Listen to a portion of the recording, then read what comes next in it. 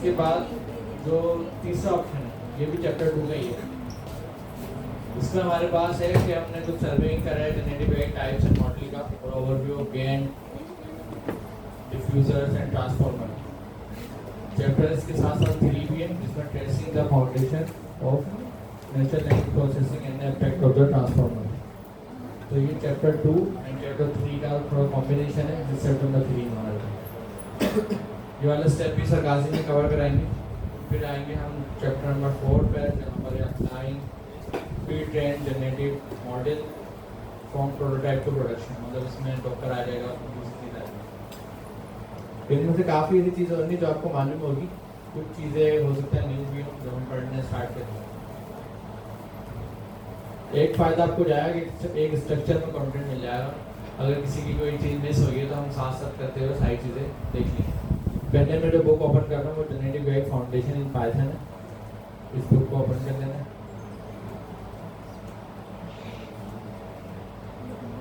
ये वाली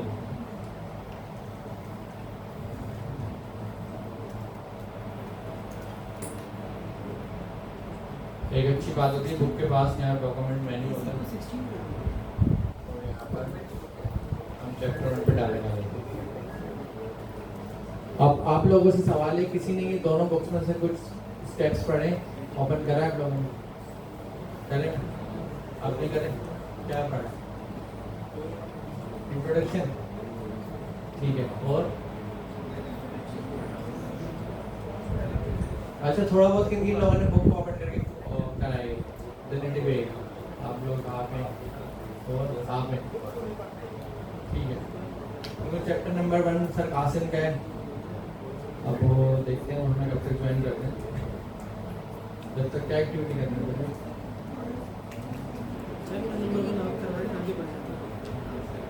basic introduction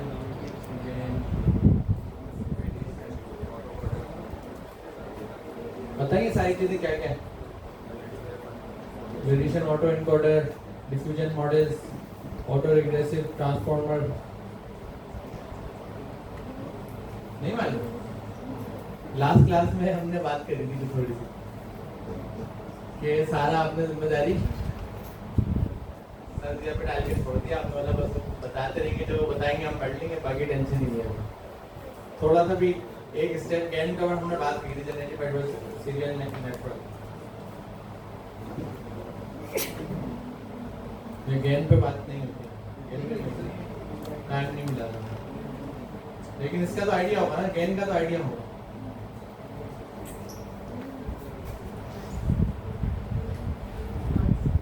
gain का भी आइडिया, तो किस चीज का आइडिया चले आप बता दें, नाम बताएं जो आपको बताओ। एआई की क्लास में वैसे भाई ये गेन नहीं, गेन नहीं होते, क्लास तो एआई की है ना। थोड़ा बहुत पाइथन पढ़ के आए। 4 ये टॉपिक ऐसे हैं जो सबसे इम्पोर्टेंट टॉपिक है। ट्रांसफॉर्मर, जीपीटी की फुल फॉर्म पता है ना? ट्रांसफॉर्मर। तो किसी ने कोशिश करी है, मैं ट्रांसफॉर्मर का मतलब देख लेता हूँ। ब्लॉक ऑफ सिस्टम है, किस तरीके से चलता है, सेगमेंट्स में चल रहा होता है, उसकी इंटेलिजेंस कैसे क्रिएट होती है, जब आपको इनपुट देते हो तो वो आउटपुट कैसे जनरेट करता है। डिफ्यूजन मॉडल, किस तरीके से वो नॉइस को अलग कर रहा होता है। चलें ये टॉपिक, एक काम करते हैं, एक ऑप्शन है हमारे पास कि बुक आप सब ओपन करें अपना अपना लैपटॉप में। बुक्स है ना, मैं भी शेयर कर दूँ। कहाँ पे शेयर करूँगा? व्हाट्सएप ग्रुप में।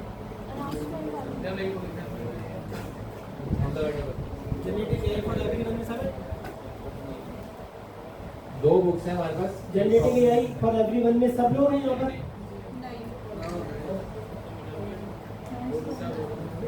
कौन सी ग्रुप में सब लोग हैं? कोई भी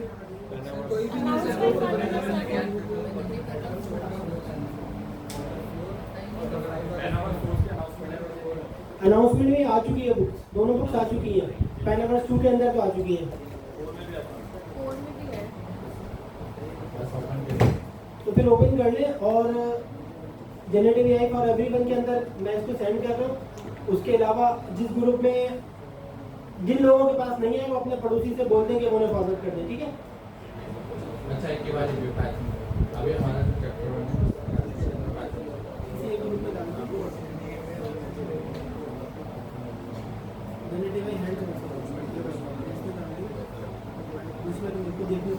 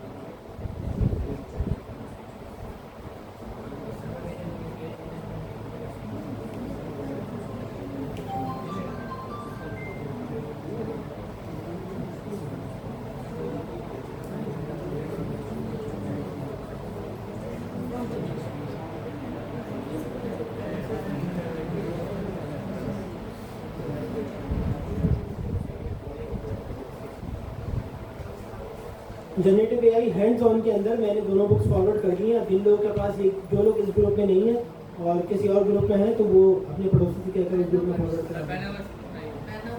बैनावर्स का एक्सेस सिर्फ सर के पास है और उसमें सर खुद फॉरवर्ड करते हैं चीज़ें।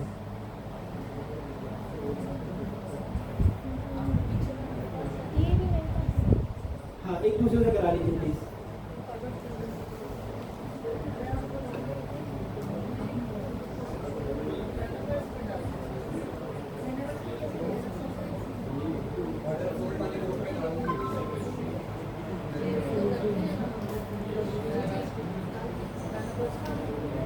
अच्छा बुक ओपन करके आपने लेफ्ट साइड को भाई टेबल और कंटेंट आ रहा होता है डॉक्यूमेंट आउटलाइन एक होता है मतलब सी वाला ऑप्शन जिसमें वो इमेजेस और पेजेस दिखा रहा होता है। एक ऑप्शन ये वाला होता है। इसका आसानी होती है कि चैप्टर फाइंड करने में आप इसी चीज़ देखेंगे कि चैप्टर नंबर 1 चैप्टर 1 पे जाएँ और देखते हैं इसमें क्या क्या चीज़ें मेंशन 4 टॉपिक्स मैंने आपको मेंशन करके बता दिए। गेन का बता दिया, वेरिएशन ऑर्डर इनकोडर बता दिया, डिसीजन मॉडल बता दिया, ऑटो रेगुलेशन ट्रांसफॉर्मर्स बता दिए। फिर आगे क्या क्या इसमें मिक्स हैं 1 2 3 4 राइट पैराडाइम क्या होना चाहिए हमारे पास, इवोल्यूशन ट्रांसफॉर्मर बेस्ट मॉडल्स हैं कि किस तरीके से उसकी इवोल्यूशन कर सकते हैं, इम्पैक्ट डेंसिटी 4 के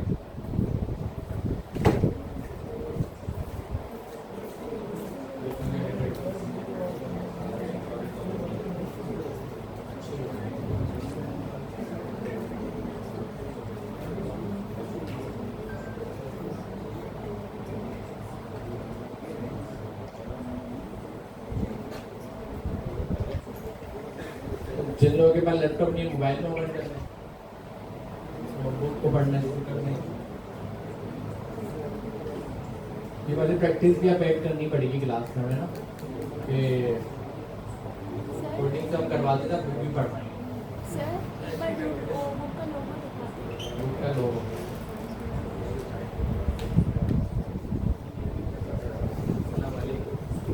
देखो कुछ करना पड़ेगा यार कि स्मार्ट लोग हैं इनको पता काटने का कोई तरीका ढूंढो।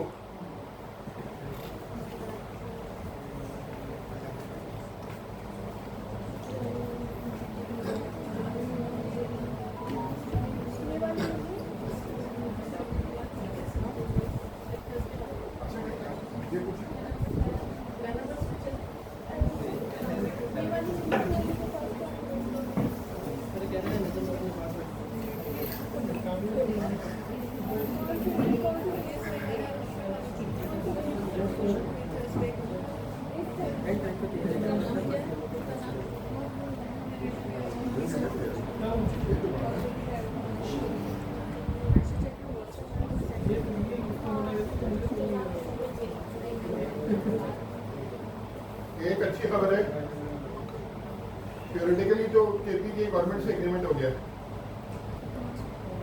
तो आप लोगों को कितने लोगों को यहाँ पश्तो आती है? दो को आती है। और कितने हैं? लड़कियों में से 2 आती है, किसी बंदे को आती है।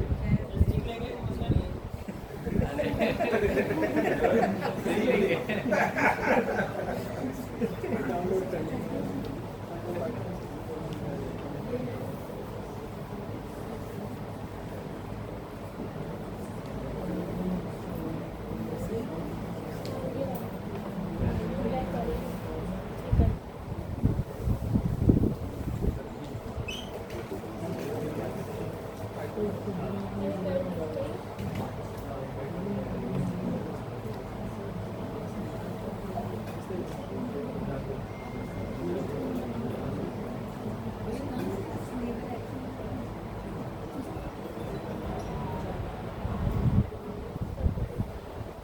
अच्छा जी,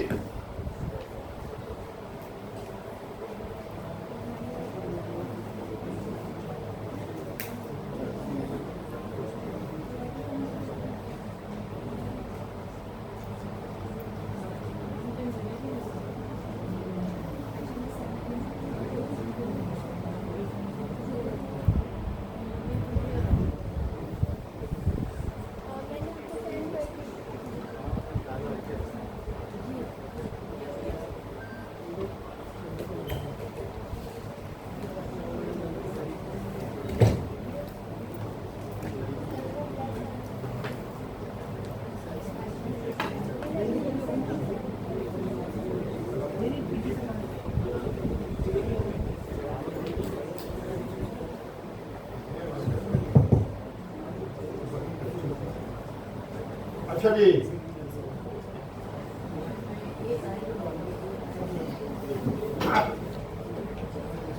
आज से नया फेज शुरू हो रहा है। डिप्यूटीज हमने खत्म कर ली है। आप में से जो जल्दी से जल्दी स्मार्ट प्रोजेक्ट कर लेगा, जुनैद भाई को, सॉरी जुनैद कह रहा हूँ, अंजू भाई को ज्वाइन कर ले, रजम को कर ले। अगर उसके लिए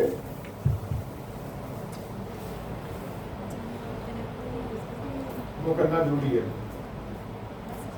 अच्छा, वो आधा तो उससे समझ में आएगा, तो करे बगैर ना लार्ज स्केल पे बात समझ में नहीं आती।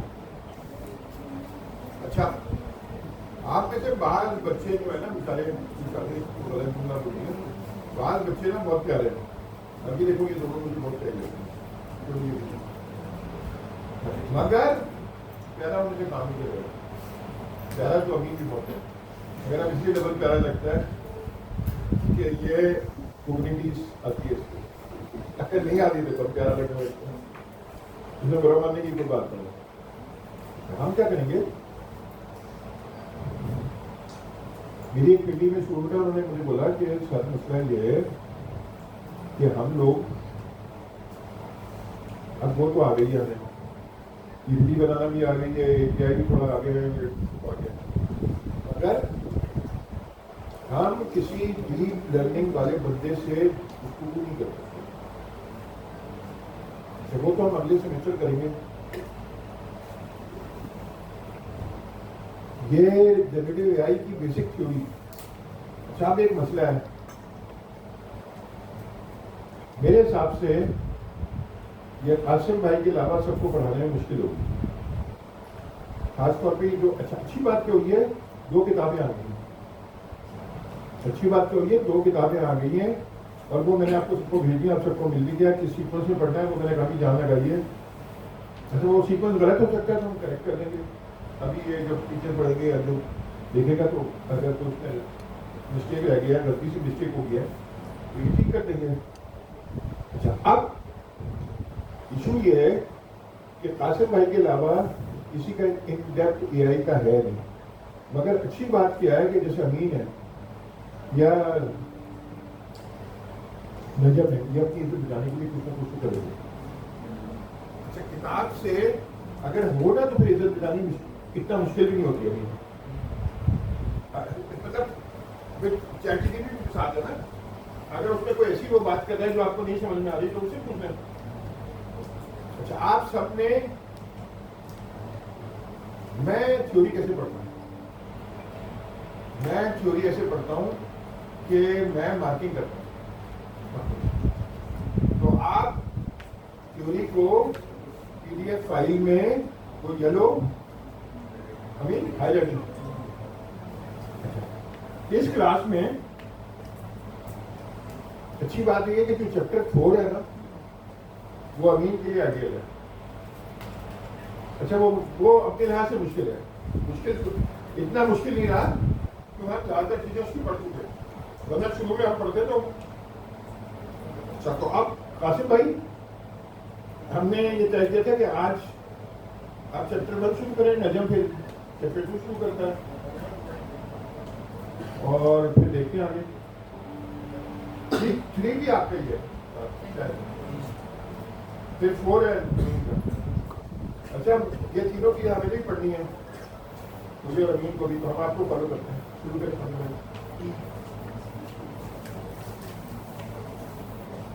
पॉइंट ये कि ये जहां सुन के बकवास भूल नहीं जाना है, उसका क्या तरीका है, जाके पढ़ो, फिर नोट्स लो ना, वो मार्किंग करो, और आपके पास अपनी होनी चाहिए, और ये बार बार पढ़ो ताकि आपको बटे मानी तो आए ना। और फिर आगे चल के ये दोनों किताबों के साथ फायदा ये पाइथन के साथ भी इंटीग्रेटेड है, सिर्फ वो नहीं थ्योरी में बता रही। ओके जी, पसंद नहीं, मैं कहीं ऐसी जगह आता हूँ आप लोग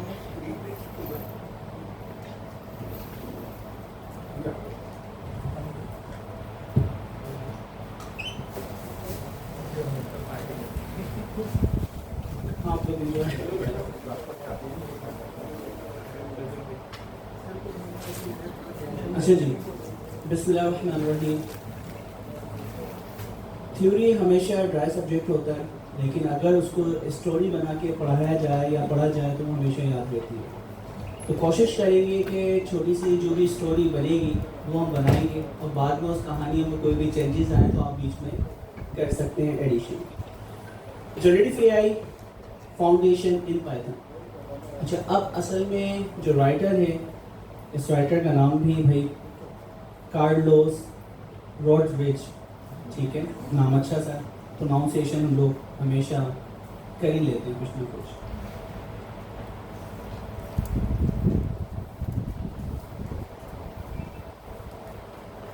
अल्लाह करे मिल जाए। तो अच्छा सा लड़का है यार, ठीक है, और हाँ यही बात है।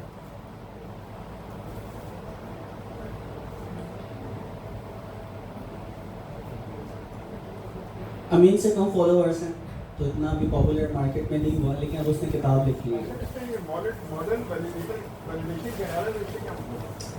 मॉडल वैलिडेशन से मतलब है कि आप जो भी ट्रांजिशनल मशीन लर्निंग या डीप लर्निंग के एल्गोरिथम बनाते थे, हमारे पास ग्राउंड ट्रूथ का मतलब होता है ऐसा डेटा जो कि इंसान ने लेबल किया, यानी इंसान उसको वैलिडेट करे कि ये कैट है, ये डॉग है, तो उसकी वेरिफिकेशन करना या उसकी लेबलिंग करना। तो ऐसा डेटा जो कि ग्राउंड ट्रूथ हमारे पास होता है, उसकी बेस पे हम मशीन से, एक इंसान ने लेबल किया हुआ ये कैट एंड डॉग है, या इस क्वेश्चन का आंसर, ये आंसर आपके पास होगा, तो ये सवाल, ये जवाब, ये इनपुट, ये आउटपुट। तो आप जो लेबलिंग करते हैं, जो भी आपके डोमेन एक्सपर्ट होते हैं, हमेशा हम अपने डेटा की लेबलिंग डोमेन एक्सपर्ट से ही करवाएं तो बेहतर है। अगर मैं आप लोग को मेडिकल डेटा दे दूं और कहूं कि भाई इसके ऊपर प्रोटीन की आपकी जो भी वैल्यूज़ मिल रही हैं आप उसको लेबल कर दो, तो आप जितना ख़राब लेबल करेंगे तो आप सोच लें। तो इस वजह से जो ग्राउंड ट्रूथ, जो कि वाकई ऑथेंटिक डेटा होता है, डोमेन एक्सपर्ट ने क्या किया हुआ होता है, लेबल, उस लेबल हुए हुए डेटा, जैसे लाइक 100 डेटा सेट हमने डोमेन एक्सपर्ट डॉक्टर से लेबल करवा दी। अच्छा, अब क्या है, कैट डॉग, मुझे पता है इसका आंसर ये आना चाहिए। मशीन लर्निंग के एल्गोरिथम को वही क्वेश्चन में पूछता हूँ और मशीन हमें उसका आंसर दे। तो एक आंसर जो मशीन ने दिया है और एक आंसर जो कि इंसान ने पहले से क्या किया हुआ है, लेबल किया हुआ है, तो उनके कंपैरिजन कर लेना कि कितने मशीन ने और इंसान ने दोनों ने सही कहे और कितने इंसान ने सही कहे और मशीन ने गलत कहे। तो हमारे पास एक पूरा तरीका होता है जिसे हम कहते हैं कंफ्यूजन मैट्रिक्स। कंफ्यूजन मैट्रिक्स हमेशा आप उसको देखेंगे आप कंफ्यूज हो जाते हैं, true positive, true negative, false positive, false negative. अब इसकी कहानी हम बाद में देखेंगे जब ये सामने आएगी। वैलिडेशन मैट्रिक्स, तो आपकी जितनी भी वैलिडेशंस होती हैं, उन वैलिडेशन की जो बुनियाद है, इन 4 मैट्रिक्स की बेस पे ही हम प्रिसिशन, रिकॉल, एक्यूरेसी, ये सब कुछ इसी की बेस पे बनाते हैं। अच्छा, अब ये क्या है, इनके नाम पे ना जाए। बुनियादी चीज़ है, क्या नाम बताया मैंने, कन्फ्यूजन मैट्रिक्स। उसके अंदर 4 चीज़ें होती हैं, true positive, true negative, false positive, false negative. इसका क्या मतलब है, आप कोई भी चीज़, लाइक मैं डोमेन एक्सपर्ट हूँ, मेरे पास ग्राउंड ट्रूथ पहले से आंसर मौजूद हैं जो कि आपके इंटरव्यूज़ वगैरह मुझे कर दें। मैं आपसे पूछता हूँ who is the founder of Pakistan, ठीक है, मेरे पास जवाब मौजूद है। अच्छा, आपने कहा कायदे आज़म मोहम्मद अली जिन्ना, तो अब क्या हुआ, आपने जो जवाब दिया और मेरे पास जो जवाब है उन दोनों को मैच करो। तो आपने जो जवाब दिया है और मेरे पास जो जवाब है, यानी मेरे पास भी पॉजिटिव और आपने भी पॉजिटिव जवाब दिया, सही जवाब दिया, तो आपका हो गया ट्रू पॉजिटिव, ठीक है। अच्छा, फिर क्या हुआ, आपसे मैंने कोई सवाल किया, आपने कहा नहीं, उसमें नेगेटिव में जवाब दिया, तो वो होता है फॉल्स नेगेटिव। अच्छा, ट्रू ने, अगर वो मेरे पास भी फॉल्स है और आपके पास भी फॉल्स है, तो वो होता है ट्रू नेगेटिव। और अगर आपने नेगेटिव कहा और मेरे पास क्या था, पॉजिटिव, तो आपका जो जवाब है वो क्या होगा, फॉल्स नेगेटिव। अच्छा, ये क्या हो रहा है, जो आप लोग जवाब दे रहे हैं, यानी मशीन लर्निंग का एल्गोरिथम जो जवाब दे रहा है उसको हम फॉल्स और ट्रू कह रहे हो, यानी उनका जवाब देने वाला अगर सही है दोनों तरफ तो ट्रू पॉजिटिव, दोनों तरफ नेगेटिव है, ठीक है, तो ये हो गया ट्रू नेगेटिव।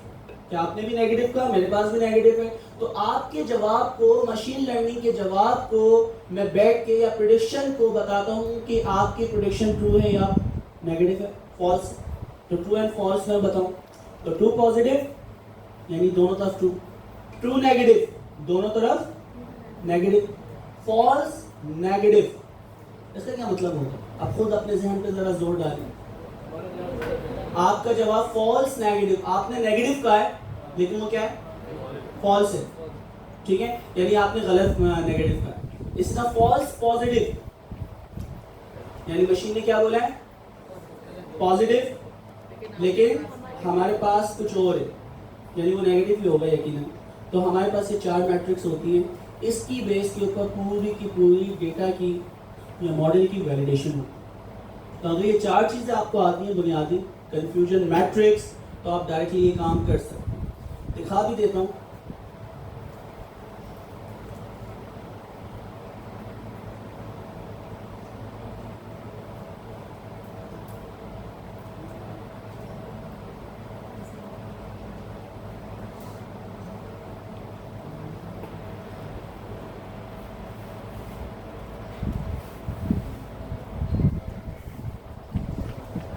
ठीक है दोस्तों। अच्छा देखिए, ये एक्चुअल और ये क्या है, प्रेडिक्शन, पॉजिटिव नेगेटिव, और ये क्या है, पॉजिटिव नेगेटिव। ये इंसान ने, टॉप वाले जो कॉलम वाइज हम देख रहे हैं वो इंसान ने लेबल किए हुए हैं, और लेफ्ट साइड वाले जो है वो क्या है, मशीन के प्रेडिक्शन।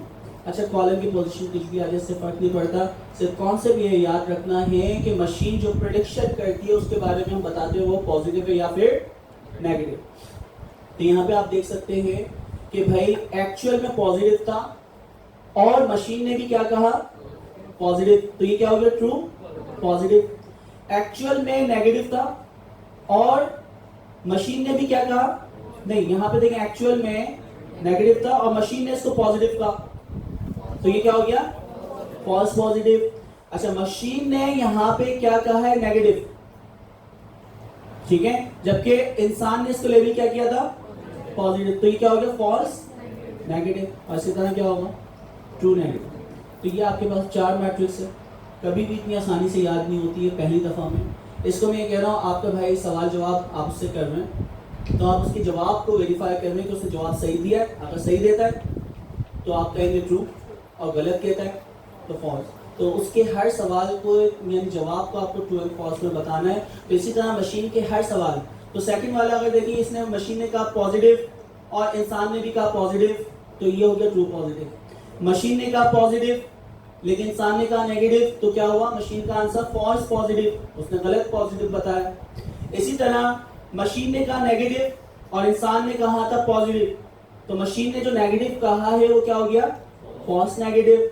इसी तरह लास्ट वाला देख लें कि मशीन ने कहा नेगेटिव और इंसान ने भी कहा नेगेटिव, तो आपका क्या हो गया, ट्रू नेगेटिव। तो ये हमारे पास क्या होता है, वैलिडेशन। तो वैलिडेशन करने वाला जो शख्स है वो ये AI, ML और प्लस अब ये कह रहा है ऑथर भी, तो इसी किताब का ऑथर, और देख लें क्या पता इसने दूसरी बुक्स भी लिखी हो तो सही है। अब डेट ऑफ बर्थ वगैरह पे क्या करना, ठीक है इसने काम कर दिया तो अच्छा काम किया। अंजुम आपकी एज का तो है,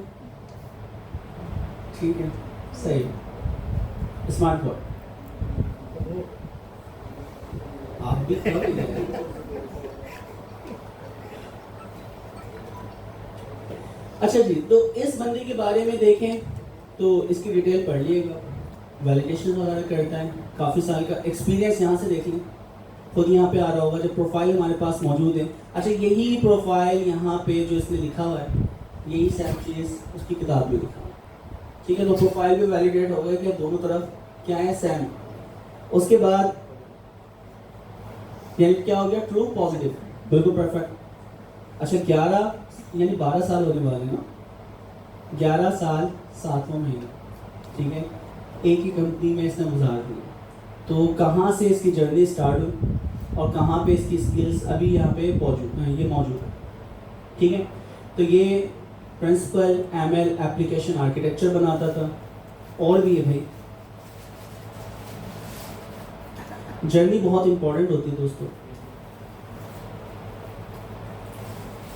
अच्छा ये मुख्तलिफ कंपनीज के अंदर इसने काम किया, क्या काम किया है, action script developer, lead developer, उसके बाद को फाउंडर, पर्टिकुलर यानी सॉफ्टवेयर इंजीनियरिंग के अंदर था, सीनियर सॉफ्टवेयर इंजीनियर रहा है, ETL वगैरह के ऊपर काम किया जो कि डेटा से रेलिवेंट ही काम है। सीनियर सॉफ्टवेयर इंजीनियर आया था जो उसने 12 साल लगा दिए। प्रिंसिपल ML इंजीनियर बना, तो जो भी यानी प्रिंसिपल है उसकी रिसर्च है वो सारी चीज़ें ये करने लगा। सॉफ्टवेयर इंजीनियर से इसकी ट्रांसफॉर्मेशन स्टार्ट हुई मशीन लर्निंग की तरफ। फिर मशीन लर्निंग एप्लीकेशन का पूरा आर्किटेक्चर की जिम्मेदारी इसको दे दी गई।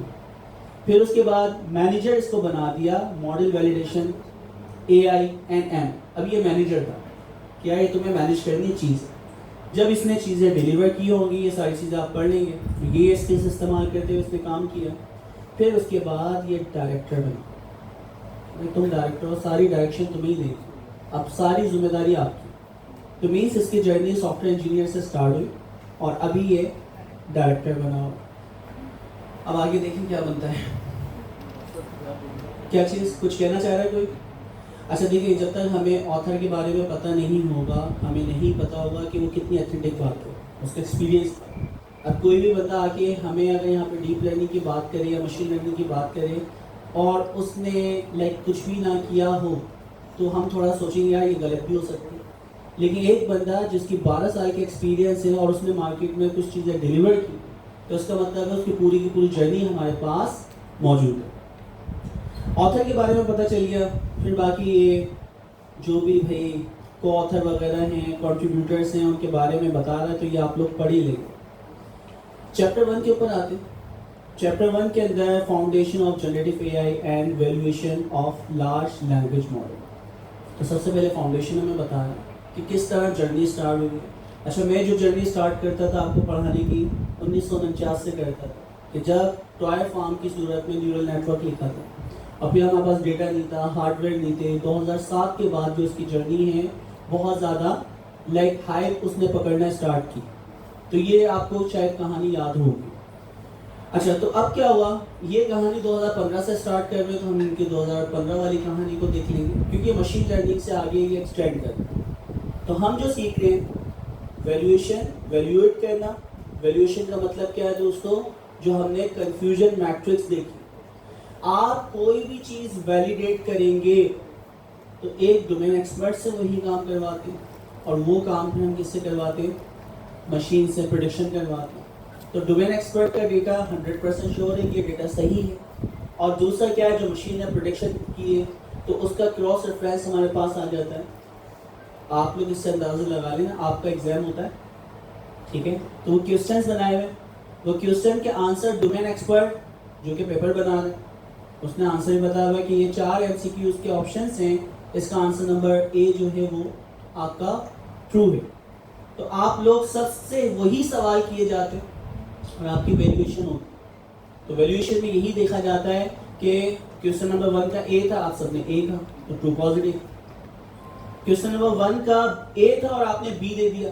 अब बी कोई भी हो, बी हो, सी हो या डी हो, तो वो क्या हो गया आपका फॉल्स। अब वो फॉल्स पॉजिटिव, क्योंकि आपने उसको पॉजिटिव कहा तो फॉल्स पॉजिटिव हो गया।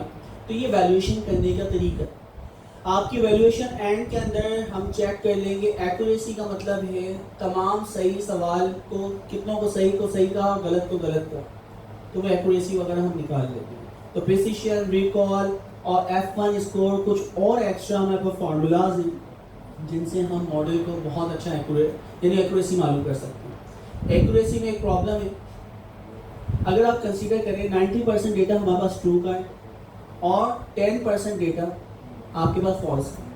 अच्छा, आप सबको भी ट्रू दे देना तो आपकी 90% तो एक्यूरेसी आ रही। 2 क्लासें अगर होती, एक पॉजिटिव की और नेगेटिव की, नेगेटिव वाले जो सवाल हैं, पॉजिटिव वाले सवाल जो हैं वो 90 हैं और नेगेटिव वाले जो हैं वो कितने 10 हैं।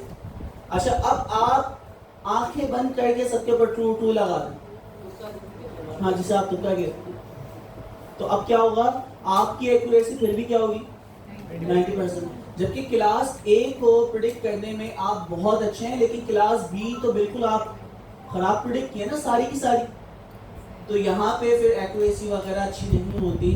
फिर हम यहाँ पे दूसरी चीज़ें देखते हैं और वो आपके पास ट्रू पॉजिटिव रेड, जिसे हम प्रिसिशन या रिकॉल कहते हैं, आहिस्ता देख लेंगे। तो दोस्तों, सबसे पहले तो अंडरस्टैंडिंग फाउंडेशन हम देखेंगे कि वैल्यूएशन कैसे करते हैं ऑफ लार्ज लैंग्वेज मॉडल। तो हमें LLM से मतलब है, हम ट्रांजिशनल मशीन लर्निंग की जो एक्यूरेसी वगैरह है उसके ऊपर भी थोड़ा सा रोशनी डालेंगे, लेकिन वैल्यूएशन हम किसी करेंगे LLM, large language model. Introduction है सबसे पहले। अच्छा, फिर हम फर्क देखेंगे कि क्लिक करके हम चलेंगे, अब क्लिक नहीं करूंगा।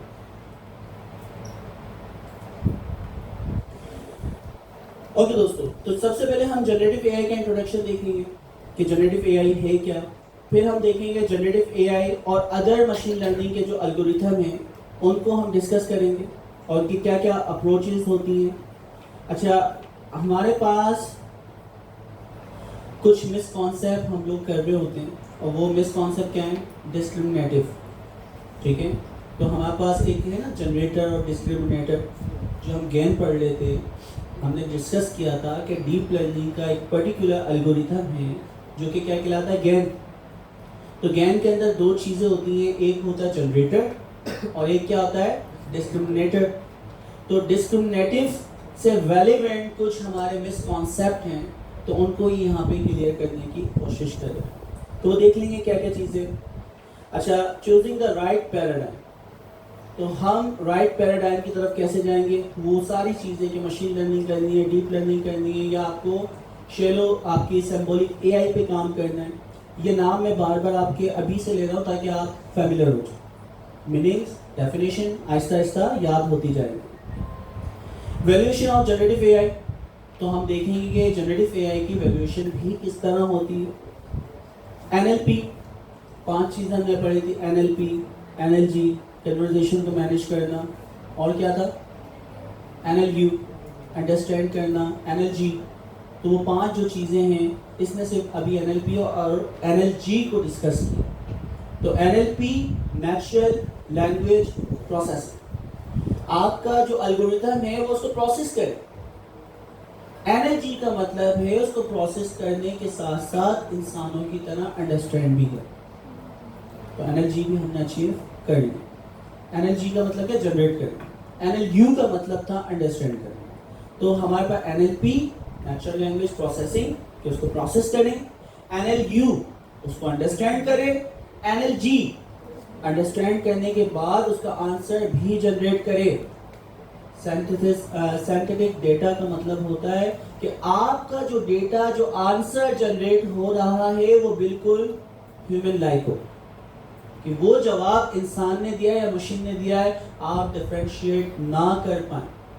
तो अगर आप डिफरेंशिएट नहीं कर पा रहे तो वो क्या है, आपका synthetic data. Valuation of transformers based model. 2017 से ये सफर स्टार्ट हुआ था ट्रांसफॉर्मर्स का.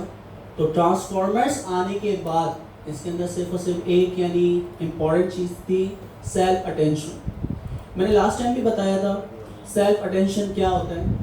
देखें पहले, अच्छा इसकी मैं जर्नी थोड़ी सी बताता हूँ, फिर एल्गोरिथम ही खुद बताएगा. हम चीज़ों को पढ़ते हैं, हम इंसान जैसे पढ़ते हैं वही एल्गोरिथम को डिजिटलाइज किया जाता है. सबसे पहले आर्टिफिशियल इंटेलिजेंस, मशीन लर्निंग या डीप लर्निंग की मैं बात करता हूँ न्यूरल नेटवर्क में. तो न्यूरल नेटवर्क से आपके पास था ANN, आर्टिफिशियल न्यूरल नेटवर्क. जो भी आपका जनरल पर्पस काम होता है, आपको लगता है कि यार ये काम मुझसे नहीं हो रहा, मुझे नहीं समझ आ रहा, तो जनरल पर्पस एल्गोरिथम जो है हर डेटा को प्रोसेस करने का वो है ANN, आर्टिफिशियल न्यूरल नेटवर्क. अच्छा फिर क्या होता है कि हम डोमेन के हिसाब से जिस तरह इंसान चीज़ों को सोचता है, समझता है, उस तरह की चीज़ों को और यानी इन्हेंस करना चाहते हैं, तो हम न्यूरल नेटवर्क के अंदर एक और स्पेसिफिक एल्गोरिथम लाते, यानी उसकी चाइल्ड एल्गोरिथम लाते. टैक्स के लिए जो एल्गोरिथम लाया गया उसका नाम था RNN, रिकरेंट न्यूरल नेटवर्क. ये आर्टिफिशियल न्यूरल नेटवर्क का ही सब एल्गोरिथम है. ये न्यूरल नेटवर्क ही, ये डीप लर्निंग ही है, लेकिन ये थोड़ी सी एडवांसमेंट के साथ. इसमें एडवांसमेंट क्या की गई दोस्तों? RNN, recurrent neural network. इसका अंदाजा आप ऐसे लगाएं, देखें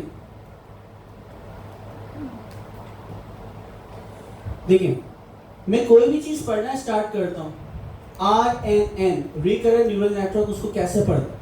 आप लोग किस तरह पढ़ते हैं?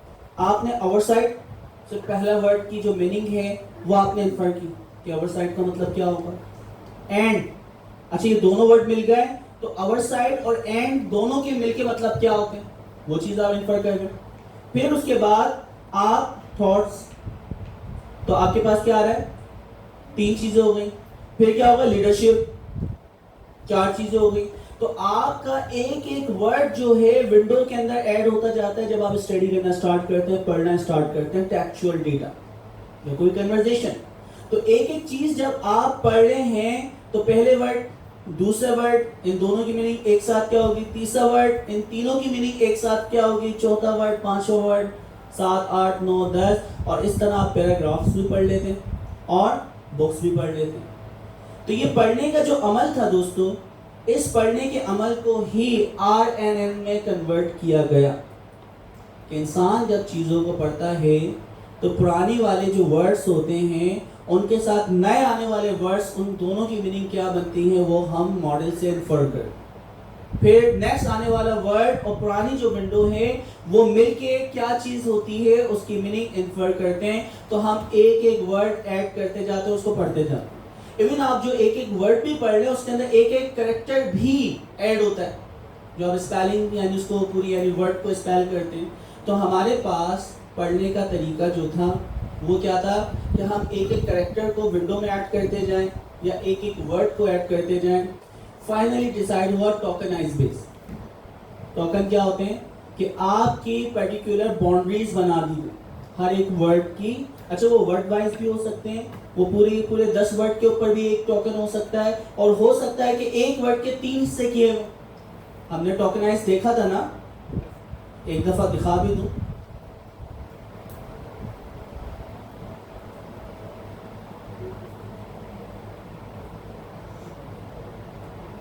ये देखिए, ये तस्वीर याद है? ये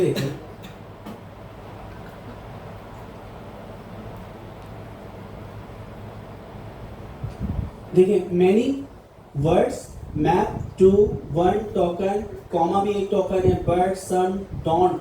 आप देखें डोंट हम मिला के लिखते थे, तो DON और एस्ट्रॉबी और T ये अलग है, तो ये 2 टोकन हो गए. जबकि हम डोंट को एक वर्ड समझते थे, तो वो डोंट को उसने 2 टोकन बना दिया.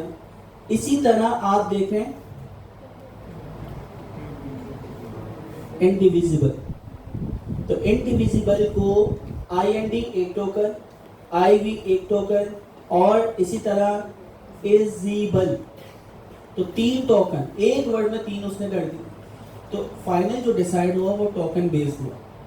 अच्छा, अभी ये इसके बहुत सारे तरीके बाद में हम डिस्कस करेंगे, लेकिन आप इस चीज़ को समझ लें कि पढ़ने का जो तरीका था कि हम जो भी चीज़ इन्फर करते थे कि एक चीज़ पढ़ते हुए तो बैकेंड पे उसके क्या मीनिंग है, वो नॉलेज निकाल के लाने को हम क्या कहते थे, इन्फर, और फिर हम उसको अंडरस्टैंड करते थे, क्योंकि लॉजिक उसके साथ जुड़ती जाती थी, कॉन्टेक्स्ट बनता जाता था कि आप चीज़ क्या पढ़, my name is Mohammad Kasim, ठीक है, तो माई, फिर माई के साथ नेम, तो माई और नेम के साथ क्या मीनिंग होते हैं, इज, माई नेम इज के साथ क्या मीनिंग होते हैं, Mohammad, my name is Mohammad के साथ क्या मीनिंग होते हैं, एंड में कासिम।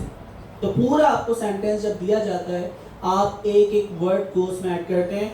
तो सबसे पहले हमारे पास, अच्छा ये स्टोरी बता रहा हूँ, ये सारी स्टोरी ये बताएगा। तो हमारे पास डीप लर्निंग में सबसे पहले एल्गोरिथम आया RNN, रिकरेंट न्यूरल नेटवर्क। आप कुछ कहना चाह रहे हैं? ठीक है, बिल्कुल। कितनी देर करें? 10 मिनट, 10 मिनट 7:35 हो रहे हैं, हम 7:45 तक रिज्यूम करते हैं क्लास। तो जल्दी से फर्स्ट सुन्नत और नफिल भी बच्चे वो भी पढ़ लेंगे, वरना बाद में मुझे कहेंगे।